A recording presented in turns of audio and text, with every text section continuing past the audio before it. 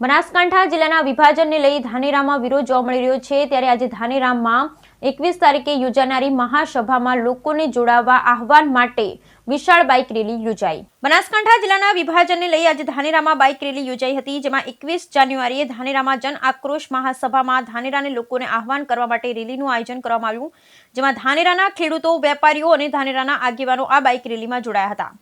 બનાસકાંઠા જિલ્લાનું જ્યારથી વિભાજન કરવા માટે રાજ્ય સરકાર દ્વારા જાહેર કરવામાં આવી છે, ત્યારથી ધાનેરામાં વિરોધ જોવા મળી રહ્યો છે।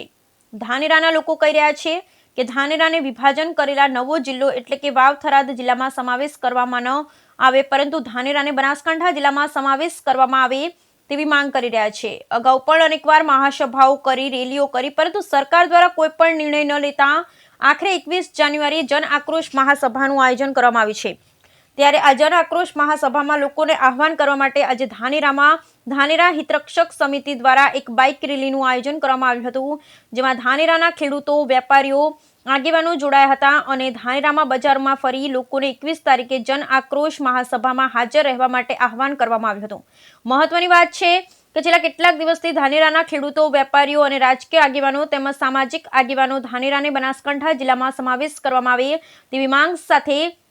અનેક વાર આંદોલન કર્યા છે, રેલીઓ કાઢી છે, આવેદનપત્ર આપે છે, પરંતુ સરકાર દ્વારા કોઈ નિર્ણય ન લેતા આખરે 21 તારીખે જન આક્રોશમાં સભાનું આયોજન કરવામાં આવ્યું છે, જેમાં મોટી સંખ્યામાં ખેડૂતો, વ્યાપારીઓ, આગેવાનો, સામાજિક આગેવાનો હાજર રહેશે અને સરકાર સામે વિરોધ પ્રદર્શન કરશે અને ધાનેરાને બનાસકાંઠા જિલ્લામાં જ રાખવામાં આવે આ જન આક્રોશ મહાસભા થકી સરકારને જગાડવાનો પ્રયત્ન કરશે। બ્યુરો રિપોર્ટ ભરત ઠક્કર, ડીસા, બનાસકાંઠા।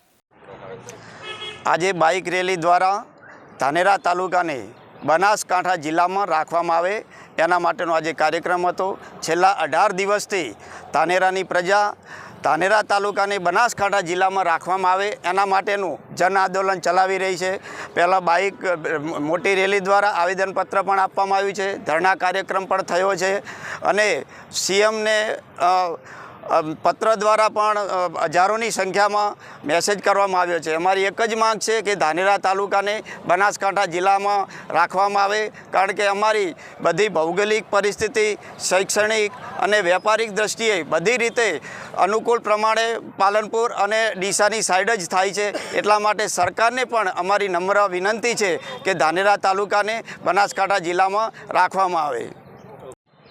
ધાનેરા હિતરક્ષક સમિતિના નેજા હેઠળ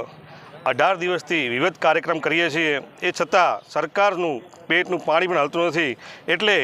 અમે આજે બાઇક રેલી કરીને ગામની પ્રજા સમક્ષ ગયા છીએ અને ગામની પ્રજાને અમે સંદેશ આપ્યો છે કે આવનારી 21 તારીખે મંગળવારના રોજ મોટી મહાસભા યોજી અને સરકારને બતાવવું છે કે અમને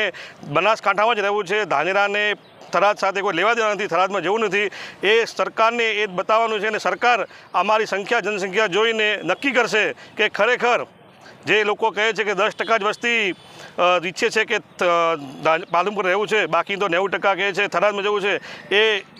જ્યારે સરકાર જોશે કે ખરેખર અહીંના લોકોનું શું વિચાર છે, અહીંની લોકોની ઈચ્છા શું છે, ત્યારે સરકારને પણ નિર્ણય લેવો પડશે અને એ નિર્ણય બનાસમાં રહેવાનો હશે। એ માટે 21/1ના રોજ કાર્યક્રમ મોટો થવા માટે આજે રેલી દ્વારા પ્રજા સમક્ષ જઈ અને પ્રજાને સંદેશ આપ્યો છે કે આવતી 21 તારીખે મોટી